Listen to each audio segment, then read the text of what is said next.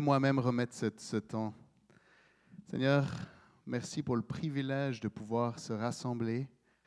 Merci pour le privilège de pouvoir se rassembler un dimanche matin, de pouvoir savoir qu'on est une famille. Viens nous expliquer encore plus, viens nous révéler plus que nous expliquer. Viens nous révéler le mystère du fait qu'on est une famille, le mystère de ta présence en nous.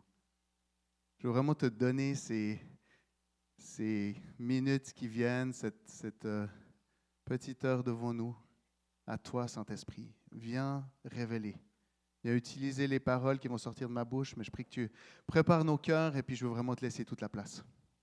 Merci parce que c'est toi qui donnes sens à toute chose, c'est toi qui donnes sens à toute parole. Amen. Amen. Bon, alors, le titre du message, j'hésitais entre ou et est. Je me suis dit, je mets est, comme ça, c'est plus simple. Donc, sa parole est sa présence.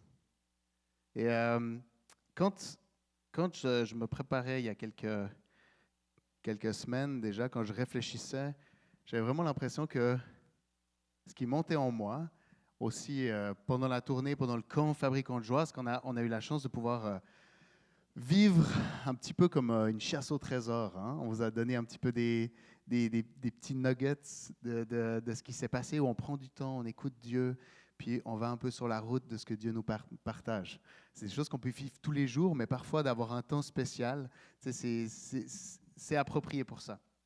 Et ce qui montait en moi, c'était que Dieu parle, Dieu communique avec nous tout le temps. Puis c'est son désir de nous parler.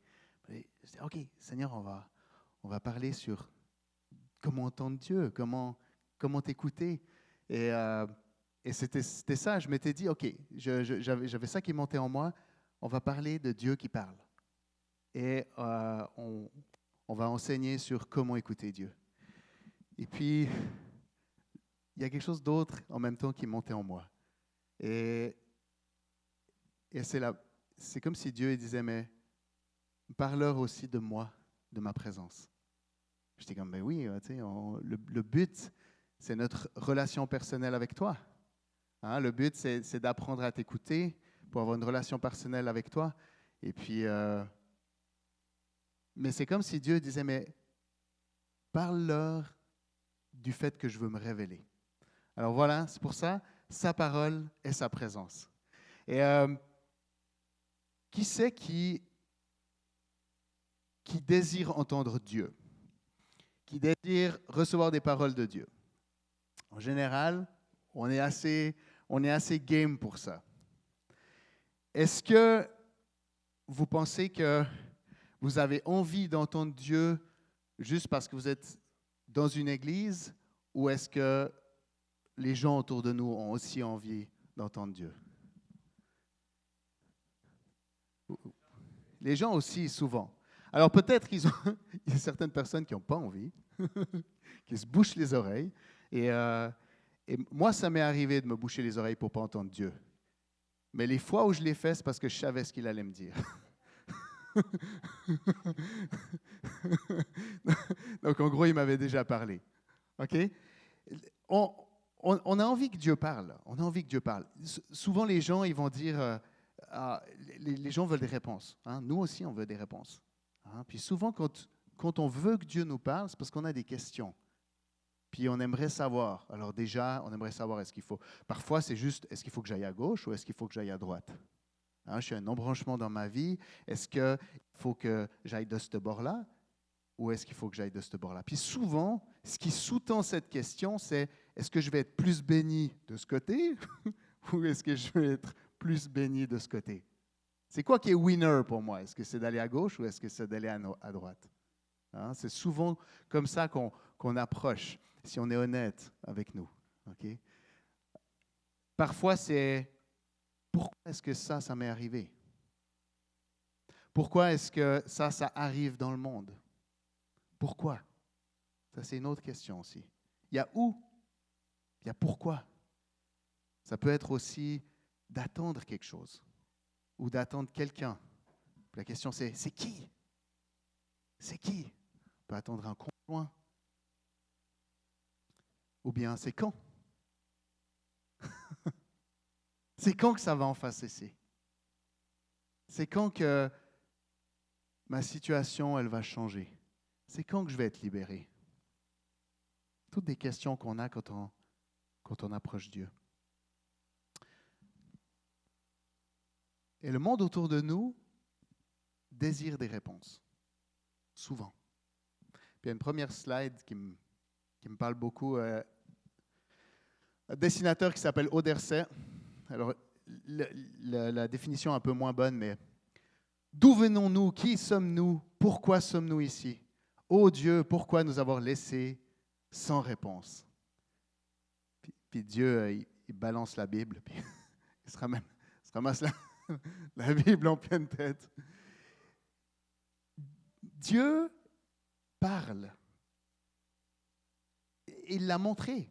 Dieu a parlé, il a même inspiré des personnes pour révéler qui il est. Donc son désir, c'est de nous parler, c'est de révéler qui il est. Et tout le monde a accès à la Bible. Tout le monde peut lire la Bible. Même les gens comme moi qui n'aiment pas lire, je vous le dis là, parce que pendant longtemps, ça a été vraiment un défi pour moi de prendre du temps. Nathalie, elle lit 3 livres pendant que moi, je lis un chapitre. Et je pense, honnêtement, je rigole pas, dans le sens que j'exagère pas. Et en plus, probablement que je suis même gentil de mon bord. Je suis pas un bon lecteur. J'ai de la difficulté à lire. Par contre, je me rappelle tout ce que j'ai lu. Hein? Ça, c'est un bon truc. Donc, des fois, on a développé quelque chose avec Nathalie. Elle lit des livres, elle me le raconte. Puis 2 ans plus tard, je lui rappelle ce qu'elle m'a dit. Donc, c'est du win-win. Hein? Elle lit, moi, j'apprends des nouvelles choses. Puis ensuite... Mais ce que je veux dire par là, c'est que maintenant, il y a la Bible audio. Un peu comme au début, quand la Bible était racontée, elle était parlée. Donc, on a tous accès à la Bible. Et pourtant, peu de personnes le font. Peu de personnes passent du temps dans la parole. Peu de personnes, et même des fois quand on le fait, on va le faire avec soit un sens d'obligation. Il faut que, parce que comme ça, au pire, si le pasteur il demande dimanche matin qui a lu la Bible, je pourrais dire oui. Ça s'appelle de la motivation externe. C'est mieux que rien du tout. Mais le monde entier a accès à la Bible. Il y a quelques cultures qui n'ont pas, mais en tout cas dans notre monde, en la nôtre, vous pouvez avoir des tonnes de manières d'avoir la Bible, d'avoir accès à la Bible. Dieu nous parle dans la Bible. Maintenant, parfois, peut-être qu'on lit la Bible avec pas une motivation, mais une prédisposition de cœur particulière. Si tu lis la Bible parce qu'il faut lire la Bible, tu peux toujours être surpris. Dieu est Dieu, Dieu est puissant, il peut toujours te surprendre. Si tu lis la Bible avec une question particulière, Dieu peut te répondre. Mais ça peut aussi arriver, et ce qui arrive assez souvent, on lit la Bible, on a déjà envie d'une réponse, et du coup, on lit puis on dit « Ah, je ne vois rien, je ne comprends pas ». Peut-être c'est parce que ce n'est pas la même réponse qu'on aurait voulu lire. Et puis tout d'un coup, on est là, puis « Ah ben, ça ne me parle pas ». On veut quelque chose qui va dans notre sens. J'ai un deuxième slide, un deuxième dessin. J'aime beaucoup Alain Anderset. Si jamais vous avez l'occasion ça s'appelle « Idées reçues ». Donnez-moi une preuve que Dieu existe. Puis c'est un ange. C'est un ange qui est face à lui.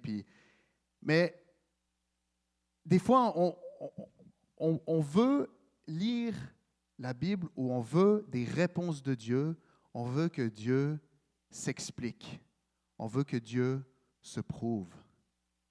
Et ce n'est pas mauvais en soi d'approcher Dieu avec ce désir-là, d'approcher Dieu avec le désir que Dieu se révèle. Mais il y a une petite différence entre « révèle-toi Seigneur » ou « je te juge en ce moment, défends-toi ». Vous comprenez un peu la différence? Je vais répéter, il y a une différence entre avoir soif que Dieu se révèle et exiger de Dieu qui s'explique. Il y a une différence. Parce que dans un cas, tu as soif, tu as envie que Dieu te dise qui il est et tu es prêt à entendre. Et dans l'autre cas, tu as envie d'entendre ça, tu as envie d'avoir ça comme explication et tu attends que Dieu s'explique. Et ça peut même donner des situations où il y a un ange qui se manifeste. Prouve que tu existes! Moi, j'ai vu des personnes être guéries, être touchées, guéries, et finalement, ça n'a rien changé dans leur vie. Parce qu'ils avaient un problème, mal quelque part. Ils exigeaient de Dieu que Dieu règle ce problème. Dieu a réglé le problème, mais ça n'a pas réglé leur problème. Ils avaient un problème, ils exigeaient que Dieu règle le problème. Dieu a réglé le problème, mais ça n'a pas réglé le problème. Pourquoi? Parce que le problème, souvent, il est ailleurs. Le problème, ce n'est pas nécessairement le fait que moi, j'ai un œil que je ne vois pas. Là. C'est handicapant dans certaines situations, mais ce n'est pas ça. Je me rappelle quand j'étais enfant, plusieurs fois, on a prié pour moi, pour que mon œil guérisse. Et même des fois, j'avais l'impression, j'avais envie que mon œil guérisse pour qu'on me lâche un peu. C'est pour qu'on arrête de s'acharner sur moi. Là. C'était comme, OK, c'est bon. Mais finalement, c'est comme si j'ai développé le fait que j'en voulais à Dieu d'avoir un œil qui ne voit pas. Et Dieu, je ne suis toujours pas guéri de l'œil, mais j'en veux plus à Dieu. Quand une des choses qui me pesait le plus, une des peines que j'ai vécues fort, c'est le fait d'avoir manqué de papa, dans le fond. Mon père est parti, vous connaissez mon histoire pour la plupart, parce que je la raconte régulièrement, mais en même temps, c'est mon histoire. C'est la seule chose, dans le fond, que j'ai à offrir. Comme vous, votre histoire, c'est ce que vous avez à offrir. Et le fait que mon père n'était pas là, ça a permis des insécurités dans ma vie. Hein. Le rôle d'un père, c'est vraiment de donner le sentiment de sécurité à ses enfants, de les libérer dans leur identité et puis de leur dire, tu es capable, vas-y, Dieu t'a créé, je te libère, je te bénis, Dieu t'a créé avec ces forces-là et puis t'inquiète pas, je serai toujours là au cas où pour te baquer. Et le fait d'avoir manqué ça a vraiment créé des insécurités en moi. Quand j'ai réalisé ça, quand j'avais une vingtaine d'années, parce que quand j'étais enfant, le deuxième sujet justement qu'on priait pour moi, il y avait mon œil, puis l'autre sujet, c'était le fait que je n'avais pas eu de papa. Fait que j'étais dans une petite église, un peu plus petite que celle-là, puis j'étais connu comme l'enfant qui avait été élevé juste par sa maman, qui est moins quelque chose de spécial, mais dans mon temps, c'était plus spécial. Maintenant, c'est quand même plus répandu. Et fait aussi beaucoup de gens qui priaient pour moi, et puis je disais toujours que tout allait bien. Tout est beau, tout va bien, merci, pas de problème. Et j'étais un enfant sage, j'étais un enfant, un bon petit gars, pas de problème. Mais vers 20 ans, j'ai réalisé vraiment les insécurités que ça l'avait amené dans ma vie. Et je vous fais une histoire courte, mais quand j'ai réalisé ça, j'ai commencé vraiment à avoir une colère qui monte contre Dieu. une colère de besoin de réponse, mais aussi exiger des réponses. Et j'ai attenté un procès à Dieu. Et vraiment, à un moment donné, le point culminant, c'était quand j'étais à Los Angeles. Je me suis retrouvé tout seul dans un moment de prière. Et j'ai vraiment une colère qui est montée en moi. Je me suis même levé. Tu sais, comme quand l'avocat il fait son plaidoyer et puis il se lève, c'est le moment où, le moment où il expose. Tu sais. Puis là, j'ai exposé Dieu. J'ai dit, Dieu, tu sais tout, tu sais toutes choses. Tu, tu sais toutes choses. Tu savais que mon père allait partir. Pourquoi tu m'as donné ce père-là? Tu savais toutes les insécurités que ça allait amener, tous les déchirures que ça allait amener, tous les manques. Pourquoi? Puis j'étais debout. Puis j'ai dit, tu sais toutes choses, mais malgré tout, tu as fait ça. Puis tout ce que tu m'as donné, j'avais besoin d'une chose, c'est la chose que tu ne m'as pas donnée. Ça, c'est ce que j'ai dit à Dieu. Puis, tu sais, comme le moment du film où tout est fini, puis là, tu sais que les jurés et tout le monde est d'accord. Puis, tu sais, je m'attendais que Dieu il dise, aïe, désolé, excuse-moi. Aïe, je l'ai manqué celle-là. C'est comme ça que je me sentais. Alors c'est un peu drôle de l'expliquer, mais c'est assez souvent comme ça qu'on aborde Dieu, si on est honnête. Et ce qui s'est passé à ce moment-là, ça a changé ma vie. Dieu ne m'a pas donné de réponse. Il ne m'a pas dit pourquoi. Par contre, j'ai senti sa présence. Il m'a même révélé des images, des temps dans ma vie, mais j'ai senti sa présence et j'ai senti qu'il disait, je suis là, je suis ton Père. Et ça a changé ma vie. Ce moment-là a changé ma vie complètement. Et je ne dis pas que toutes mes insécurités sont loin, je dis rien à voir avec ça. Mais j'ai compris à ce moment-là que Dieu m'aimait, que Dieu allait jamais m'abandonner, que Dieu était présent, que Dieu était mon Père. Et petit à petit, j'ai compris pourquoi. J'ai compris que c'était grâce à Jésus. J'ai compris plein de choses. Hein. Puis Dieu continue de m'enseigner. Je suis au début, je suis vraiment au début. Heureusement que j'ai l'éternité pour continuer à entendre qui est Dieu. Mais ça a changé ma vie. J'avais une question et Dieu ne m'a pas donné de réponse. Mais ça a changé ma vie. Qu'est-ce qu'il m'a donné? C'est vraiment le point de ce que je voulais vous partager. Je ne pensais pas y arriver si vite, mais parfois c'est bon de partager tout de suite. Ce que Dieu m'a donné, c'est « Je suis qui je suis ». Dieu m'a donné lui-même. Je ne connais pas la longueur de votre liste de questions. Peut-être qu'elle est longue, peut-être qu'elle est courte. Je ne connais pas la profondeur de vos peines. Peut-être qu'elles sont énormes à juste titre. Je ne connais pas vos frustrations. Peut-être vous avez des frustrations, des déceptions, même de l'offense envers Dieu. Des questions, peut-être. Je ne connais pas ça. Mais ce que je peux vous dire, c'est que la réponse, ce n'est pas des réponses. La réponse, c'est une personne. La réponse, c'est la présence d'une personne dans chacune de vos vies, toujours plus. Et ce n'est pas un one-shot deal, c'est une révélation progressive, c'est des vagues, c'est Dieu qui sait prendre le temps de lui demander et qui se révèle. Quand tu lis la Bible n'a pas été écrite, la Bible a été écrite principalement pour deux choses. Alors, bien sûr qu'on pourrait aller, c'est peu de dire deux choses, mais la première, c'est révéler qui est Dieu. Dieu explique qui il est. En racontant toute son histoire, toutes ses histoires, il parle de sa motivation, il parle de qui il est, il parle de comment il nous aime. Et c'est ça qu'on apprend dans la Bible.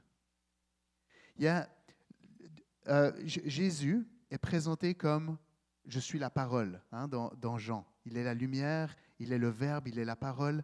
Et si on pense, quand on donne, il y a deux manières de dire des paroles. Il y a dire des choses qu'on ne vit pas, auxquelles on ne croit pas. C'est comme si c'est des mots qui partaient et qui n'ont pas d'impact. Mais quand on parle des choses de ce qu'on vit, c'est comme si ces mots-là font partie de nous-mêmes. Hein? Dans Jean, c'est « je suis », la parole était avec Dieu, la parole était Dieu. Hein? C'est comme Jésus est avec, il a quitté Dieu, mais il est Dieu en même temps. Et si on prend Jésus comme la parole de Dieu, la parole de Dieu est Dieu lui-même. Ça veut dire que la réponse, Dieu qui donne une parole, la réponse, c'est Jésus lui-même. La réponse qu'est la parole de Dieu écrite, c'est qu'elle explique qui est Dieu. Ce n'est pas une manière, des recettes qu'on peut appliquer sans la présence de Dieu. Et parfois, c'est ça, on peut avoir si on approche la Bible de telle manière que c'est des choses à faire, eh ben, on peut lire, on dit, oh, wow, OK, ah oui, oui, c'est une bonne affaire, ça m'intéresse, je vais le faire. Puis d'un coup, il y a quelque chose qui nous heurte, hein, qui dit, ah non, ça non, ça, je ne suis pas d'accord avec cette partie-là, et qu'on rejette. Pourquoi? Parce qu'on ne le vit pas avec cette relation de la révélation de qui est Dieu. On a plutôt des questions. Fine, j'ai trouvé ma réponse dans la Bible. Puis des fois, pas de réponse dans la Bible, je vais aller chercher ailleurs. Ou pas de réponse, Dieu ne me donne pas de réponse, fait que je vais aller chercher ailleurs. Abraham a fait ça. On connaît tous l'histoire. Hein? Dieu lui avait donné un rêve. Pas de réponse. Lui, c'était qui, quoi, quand, comment, où. Pas de réponse pendant des années. Fait qu'on va chercher une réponse ailleurs. Et ça, quand on fait ça, ça veut dire qu'on est comme en charge. Bon matin. On est comme en charge de notre vie. On est en charge de nos réponses. Quand tu attentes un procès à Dieu, je fais exprès d'utiliser ces termes, hein, mais quand tu exiges des réponses de Dieu, c'est toi qui es juge de ce qu'il t'envoie ou pas. C'est là que tu vas pouvoir choisir de dire oui, ça, je suis d'accord. Non, ça, je ne suis pas d'accord. Quand Dieu s'est révélé comme un père, quand il m'a dit « Je suis ton père », comme Luke Skywalker. Non. Mais quand il a dit « Je suis ton père », il ne m'a pas donné des réponses de pourquoi, mais il m'a dit « Moi, je suis là ». Qu'est-ce que Jésus a dit à ses disciples au moment où ils avaient le plus de questions de leur vie? Probablement. Jésus est mort, et ils avaient plein de questions. Ensuite, Jésus est ressuscité, puis Jésus, il va partir. Qu'est-ce que Jésus leur dit à ce moment-là? Il leur donne une mission, il leur dit « Allez partout, baptisez au nom du Père, du Fils et du Saint-Esprit. » Mais il leur dit « Je serai avec vous tous les jours, jusqu'à la fin du monde. » Donc, la présence même de Jésus, c'est la réponse. Si vous devez retenir une chose aujourd'hui, je suis le chemin, la vérité, la vie. Je n'ai pas quelque chose de plus compliqué à vous enseigner ce matin. La réponse à tout ce que vous vivez, c'est une personne. Cette personne s'appelle Jésus, qui nous a ouvert le chemin au Père et qui, par le Saint-Esprit, est présent en nous si on l'accepte. C'est la réponse à toute chose. Ce n'est pas la réponse intellectuelle à toute chose, c'est la réponse à toute chose. Quand on rencontre ou quand on a besoin qui était mon cas, j'avais vraiment besoin d'être aimé, j'avais besoin d'être valorisé, d'être apprécié. C'est toujours le cas. Chacun de nous, on a besoin de ça. Mais pour moi, c'était un niveau où j'avais vraiment besoin, au point que je ne voulais pas décevoir personne. Quand j'ai commencé à découvrir l'amitié de Jésus, ben j'avais qu'une chose, c'est envie que Dieu m'aime. Hein? Et de réaliser qu'il n'y a rien qu'on peut faire pour que Dieu nous aime plus ou que Dieu nous aime moins. Par contre, il y a une différence entre le fait que Dieu nous aime et vivre une amitié avec Dieu.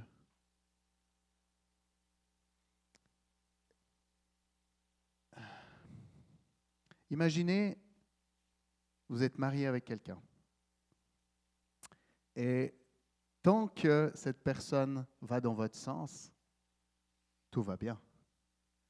Mais quand cette personne ne va plus dans votre sens, tout d'un coup, ça ne va plus. Mais des fois, on aborde notre relation avec Dieu pareil. On peut être chrétien depuis 35 ans et Dieu reste toujours sur le banc des accusés potentiels. On peut être chrétien depuis des années et quand il y a quelque chose qui vient dans notre vie qui ne fait pas notre affaire, paf, Jésus il est bumpé de nouveau sur le banc des accusés. Moi, je dois lutter avec ça aussi. Vous voyez ce que je veux dire? On ne peut pas vivre un mariage sans engagement. On ne peut pas vivre une vie... Moi, je suis définitivement convaincu qu'on ne peut pas vivre une vie de couple sans engagement. Et nous, on est à 18 ans de mariage, c'est vraiment un début.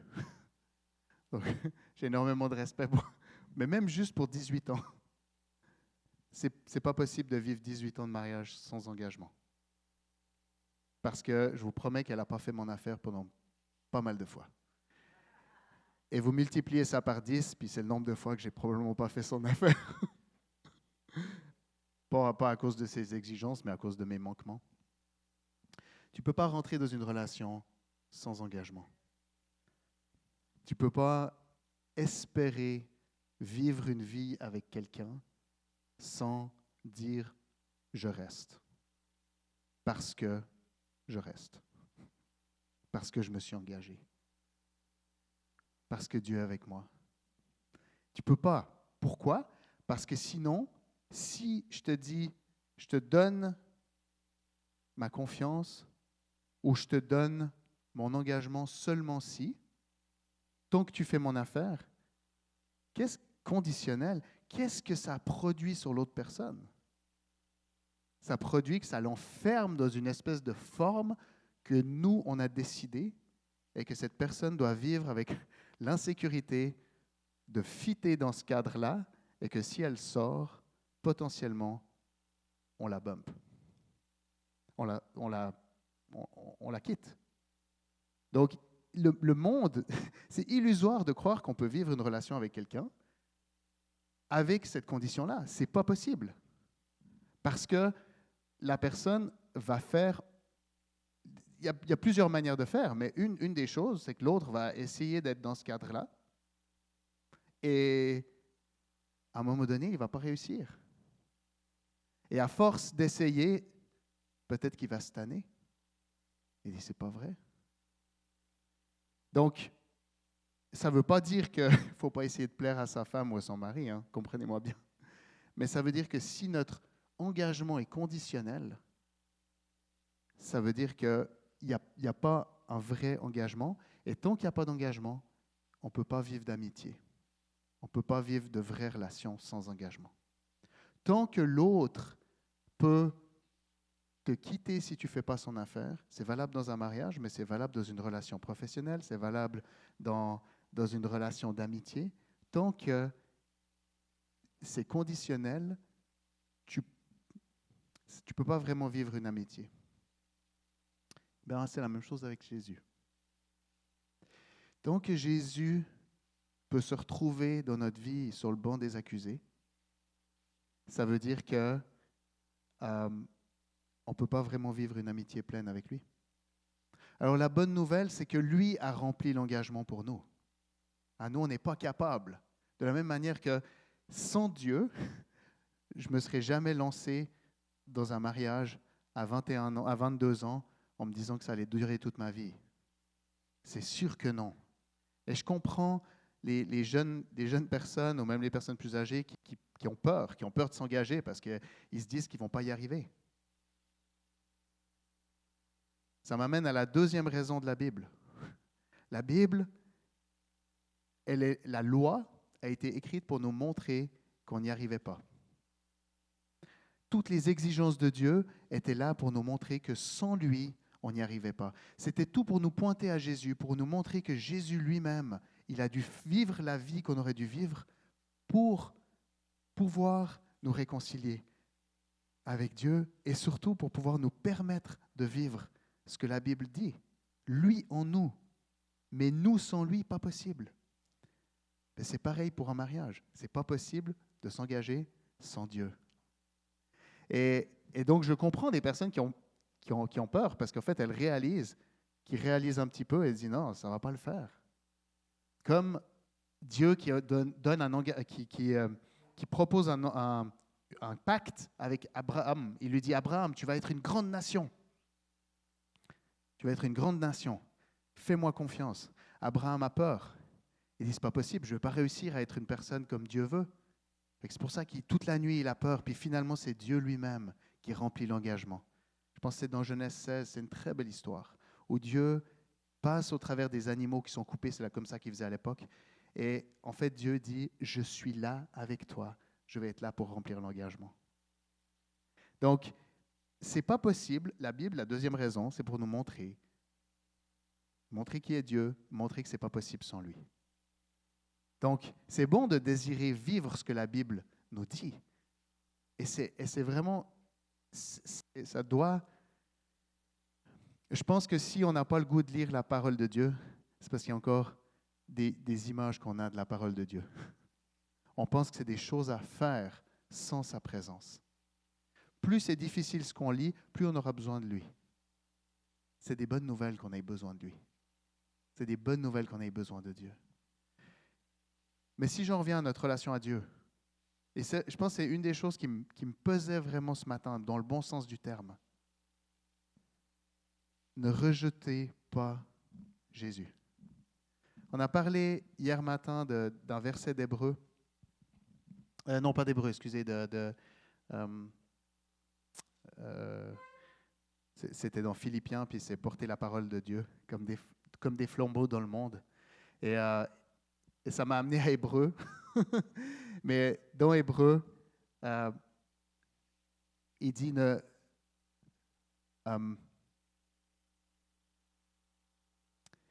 tout le livre d'Hébreu, c'est pour nous encourager à nous soumettre à Dieu, à nous soumettre à qui il est. Mais là encore, j'aimerais vraiment nous amener là à prendre un temps vraiment plus avec Dieu. On se mettra plusieurs. Peut-être que vous avez l'impression que Dieu a des exigences qui sont trop difficiles. Et du coup, vous n'avez pas forcément envie de découvrir quelles sont ces exigences. C'est des choses qui peuvent retenir les gens de s'approcher de Dieu. De dire, ah mais Dieu, il va vouloir ça, ça, ça, ça, ça et ça. Ou le pasteur, il va vouloir ça, ça, ça, ça, ça et ça. Fait que je n'ai pas envie d'entendre. Par contre, j'ai bien envie d'entendre les bonnes affaires. Et dans Hébreu, dans Hébreu 12, il nous dit, mais si le Père corrige son Fils, si tu n'es pas corrigé par Dieu, ça veut dire que tu n'es pas un vrai enfant.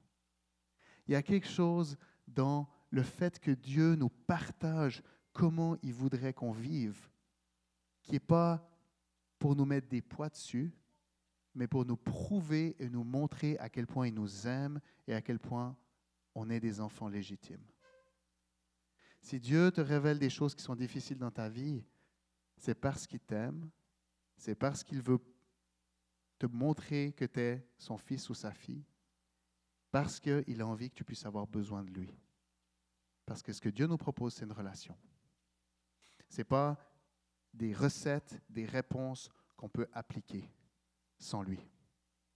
Et tant qu'on a cette fragilité que quand il y a quelque chose qui se passe dans notre vie, dans le monde, qui ne fait pas notre affaire, qui ne va pas avec ce qu'on croyait, et puis qu'on met Jésus ou Dieu sur le banc des accusés, ça veut dire que ce n'est pas une amitié qu'on peut vivre. Parfois, il y a des domaines de notre vie où on fait confiance à Dieu. Puis il y a des fois des domaines de notre vie où on ne fait pas confiance à Dieu. Ça peut être les finances. On fait confiance à Dieu pour les finances, mais par contre, pour les relations, trouver un conjoint, ça, c'est plus difficile. Ou alors, au contraire, on fait confiance pour les relations, mais par contre, les finances, c'est plus difficile. Ou le succès au travail, ou la santé. Ça, c'est plus difficile peut-être de faire confiance à Dieu. Mais la partie que nous, on peut faire, arriver à faire ce que Dieu nous demande, ça, c'est lui qui doit nous donner cette force-là. Par contre, la partie de l'engagement que nous, on peut faire, et ça, c'est du premier jour qu'on décide de donner notre vie à Jésus, c'est la soumission. Et j'utilise exprès ce mot-là, soumettre, se soumettre à Dieu. La conversion, c'est une soumission. Sauf que je pense que la plupart d'entre vous, quand vous entendez le mot soumission, vous n'aimez pas ça. Pourquoi? Parce qu'on n'aime pas le fait de se soumettre. Hein? On aime plutôt le fait d'avoir notre propre caractère, notre propre idée, notre propre réussite. Puis en plus, tout le monde valorise ça. Mais qu'est-ce que c'est la soumission à Dieu? C'est d'accepter qu'on a besoin de lui. D'accepter qu'il est bon, d'accepter qu'il est qui il est, d'accepter qu'on a besoin de lui pour vivre. C'est ça la conversion. C'est de réaliser que c'est pas moi, j'y arrive pas, c'est pas par mes propres forces, c'est pas moi qui sais ce qui est bon, ce qui est pas bon, c'est lui qui sait. Fait que la soumission, c'est pleinement la confiance. Tu te soumets seulement si tu penses que ta situation va être meilleure. Si ta situation va être moins bonne, soumets-toi pas. Bats-toi jusqu'à la mort, mais soumets-toi pas. Donner sa confiance à Dieu, c'est ça, c'est de croire que lui, il nous veut du bien et qu'il va nous amener dans une liberté. Qu'il nous aime trop aussi pour nous laisser comme on est. Donc, mais ce n'est pas une fois, ça continue. Si on veut vivre une relation profonde avec Dieu, puis ça, je vous le dis avec crainte et tremblement, parce que moi, j'ai encore des domaines de ma vie que je garde le poing serré. Et Dieu est encore en train de travailler ça.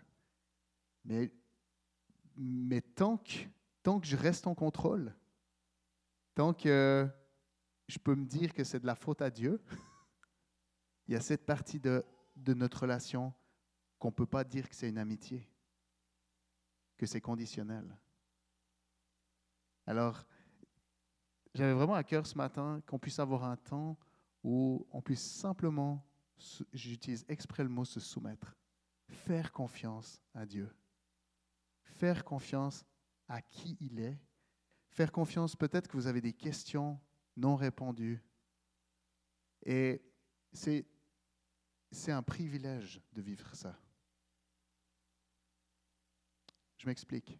Quand on a un Dieu tout-puissant qui est bon, c'est un privilège d'avoir des choses difficiles dans notre vie.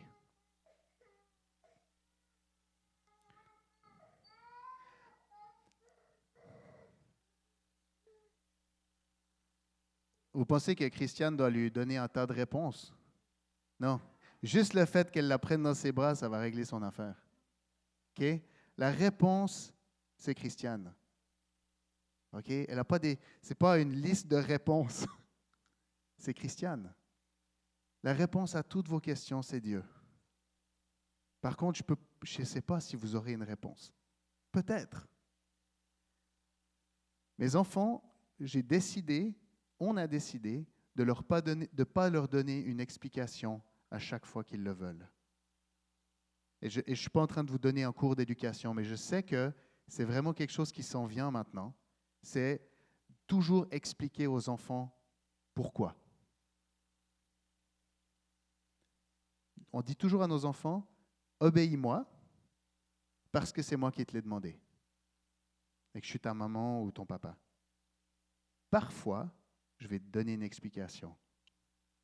Pourquoi? Pourquoi on fait ça? C'est parce qu'on veut qu'ils nous obéissent parce qu'on est les parents. Parce qu'ils nous font confiance, parce qu'on leur veut du bien. Obéis pas à Dieu parce que tu sais pourquoi. Parce que tu as compris ce qu'il te demande. Obéis-lui parce que tu lui fais confiance, parce qu'il t'aime. Et il l'a prouvé qu'il t'aime. Lui, qui ne devait rien à personne. Aucun de vous, il nous devait quoi que ce soit. Il a choisi de prendre tout et de payer à notre place. Il nous a montré qu'il est digne de confiance. Parce qu'en faisant ça, Jésus qui est mort à notre place, En faisant ça, il nous a réunis avec Dieu, peu importe. Tout ce qu'on a à faire, c'est d'accepter, de se soumettre à qui il est, à son amour. Et Dieu nous emmène là-dedans. Dieu nous dit, fais-moi confiance. Fais-moi confiance dans la réponse que je ne t'ai pas encore donnée. Fais-moi confiance dans cette question-là. Soumets-toi. Soumets-toi, ça ne veut pas dire invente des réponses. Soumets-toi, ça veut dire fais-moi confiance. Est-ce que tu es capable de garder un mystère? Est-ce que tu es capable de vivre avec cette question-là? Est-ce que tu es capable de vivre avec cette question-là? Parce que moi, je suis là. Moi, je suis ta réponse. Je suis celui qui suit. Peut-être t'attends une guérison, peut-être t'attends une personne, peut-être t'attends aussi une réponse dans la vie de tes enfants. Est-ce qu'on est prêt ce matin à redonner, à faire ce sacrifice de faire confiance à Dieu pour toutes ces questions en suspens? Et moi, je vous garantis que si on fait ça, j'en reviens à ma question du départ, est-ce que vous avez envie que Dieu vous parle? Si on fait ça, Dieu peut nous parler. Pour vrai. Parce qu'il peut nous dire ce qu'il a envie de nous dire. Parce qu'il peut nous dire ce qu'on a besoin d'entendre. Tant qu'il est sur le banc des accusés, nous, on attend qu'il se défende. Du coup, c'est conditionnel ce qu'il a le droit de nous dire. Quand on le fait confiance, on lui ouvre nos vies, il a le droit de nous parler. Je suis retourné des années plus tard vers mon père. Parce que la belle histoire, c'est que mon père, il s'est rapproché de Dieu. Des années plus tard, j'avais 17 ans, il a choisi de soumettre sa vie à Dieu, à nouveau. Et pour vrai, ça a changé sa vie. Mais c'était particulier parce que c'est comme si Dieu me disait, on ne va pas rattraper les années. Quand j'ai eu besoin de lui, enfant, Dieu a dû se débrouiller différemment. On ne va pas rattraper les années. Par contre, à un moment donné, on a commencé à développer une relation, c'était le fun, mais j'ai réalisé que j'ai comme coupé toutes ces choses. Je me tenais protégé de lui, parce que je savais aussi le côté plutôt séducteur qu'il avait. Et j'ai voulu me protéger aussi de ne pas reproduire ça avec mes enfants, etc., etc., etc. Puis, petit à petit, notre relation, elle s'est améliorée. Moi, j'ai pu lui faire confiance. J'ai pu faire confiance que Dieu était là aussi. Puis ce que je voulais vous partager, c'est qu'à un moment donné, Dieu m'a vraiment convaincu d'aller vers lui et de lui dire, tu as le droit de me parler comme un père. Il ne l'avait pas mérité. Dieu l'a mérité dans nos vies. Mais j'ai dû aller retourner vers lui et je lui ai dit, tu as le droit de me dire. Pourquoi? Parce que le fait que lui, il avait manqué à son devoir, le fait qu'il avait manqué à son devoir de père, il n'osait pas me dire les affaires. Quand j'étais ado, je fumais à cette époque-là.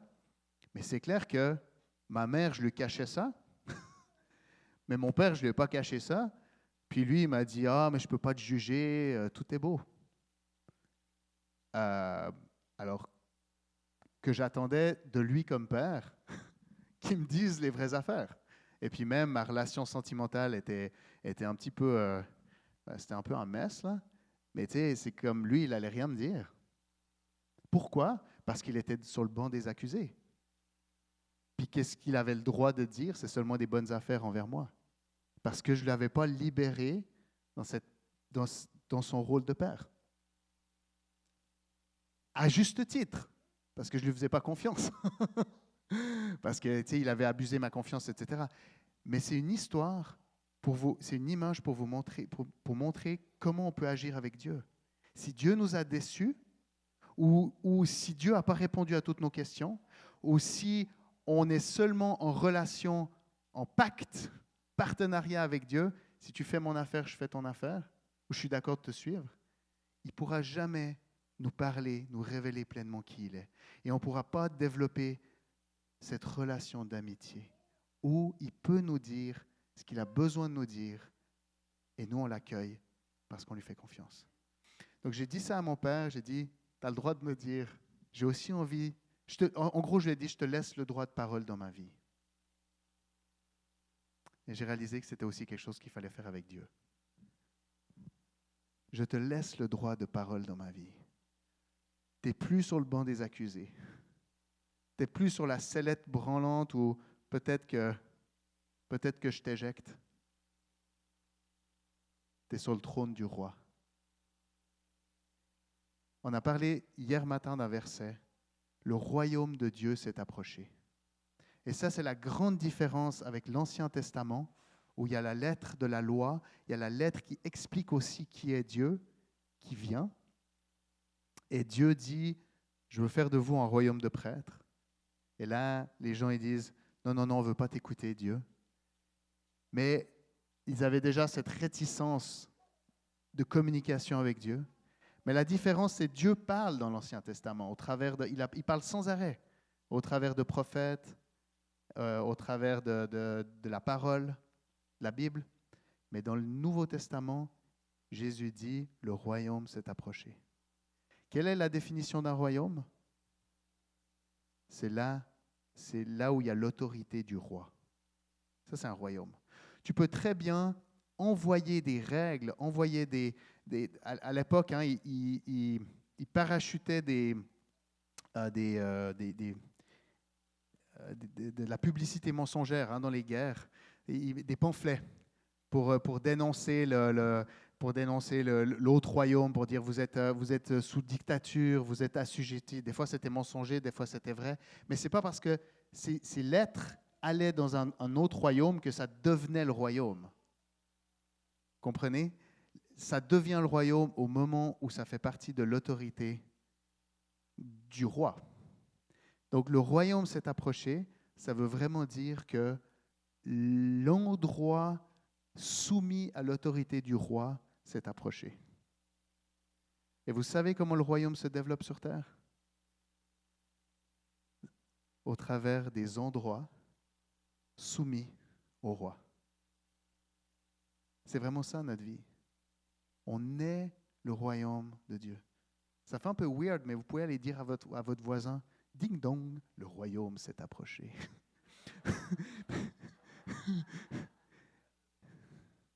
Le royaume s'est approché. Le royaume, c'est la présence de Dieu. Mais la présence de Dieu se manifeste pleinement quand il n'est plus sur le banc des accusés, mais qu'il est sur le trône du roi. Ce que tu dis, je le prends, je te fais confiance et j'avance. Le royaume de Dieu s'est approché. Le royaume de Dieu va envahir la Naudière. Le royaume de Dieu envahit la Naudière. Vous pouvez poser les mains sur les gens que vous rencontrez, vous pouvez prier pour eux et le royaume de Dieu s'approche. Ils peuvent être touchés par lui et puis après, ils peuvent décider de soumettre leur vie à lui, c'est-à-dire de lui faire confiance. Mais je suis aussi convaincu que l'impact qu'on aura dépend directement de notre soumission à Dieu. Ça dépend aussi à quel point il pourra libérer son action et sa présence au travers de nous. Parce qu'ici, c'est juste quand il fait son affaire. C'est comme dans une relation. Si tu as l'impression que l'autre veut peut-être partir, tu ne donnes pas tout ce que tu as. Tu gardes des réserves.